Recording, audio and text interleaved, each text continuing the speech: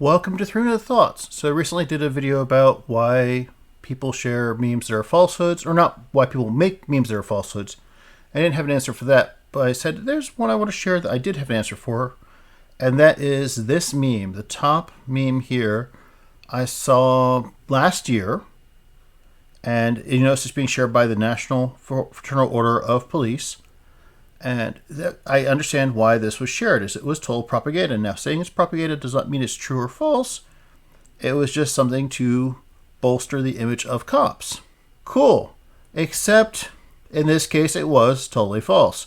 A whole year later, back in September, around September 14th, a court case was settled. City of Philadelphia paid $2 million to a person who was dragged from their car, beaten, and it was just a nurse or a nursing aide, and then her toddler was then left behind because she was dragged off to jail because she was driving in the wrong neighborhood during the protests.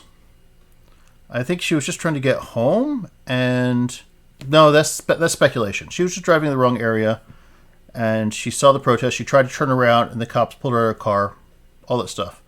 But then they used her baby to make this propaganda, and the propaganda itself asserts that the baby was abandoned during the protests or wandering around. And I'm like, no, the cops created the situation of the baby being abandoned.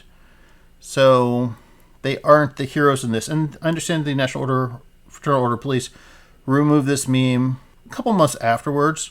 So you can't find this on their Facebook anymore. I haven't verified if that's true or not. But it had already been shared and the propaganda is already out there. Now, the actual story then of a year later, again, happening this September, of the person getting paid money for the damages done by the cops because of all this, did not get national attention. And it only was something that I was sparsely aware of.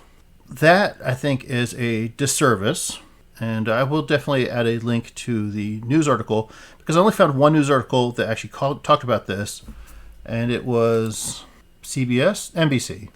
Yeah, it's not something that was widely covered, which I found surprising, but then at the same time, you always find the erratas or the corrections buried deep in the paper as opposed to being on the front page. Anyway, I just wanted to bring light to this because I think it does need more light brought to it, and that's all I've got to say.